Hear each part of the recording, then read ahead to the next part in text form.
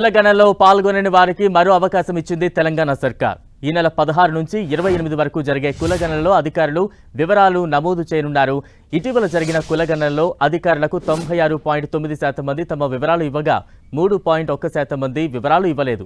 1,15,00,000 కుటుంబాలకు గాను సర్వేలో 1,12,00,000 కుటుంబాలు పాల్గొన్నాయి. కులగణనలో 3,54,00,000 మంది వివరాలు తెలుపగా 16 లక్షల మంది వివరాలు చెప్పలేదు. స్థానిక సంస్థల ఎన్నికలపై సీఎం రేవంత్ రెడ్డి నిన్న అధికారులు సమీక్ష నిర్వహించారు.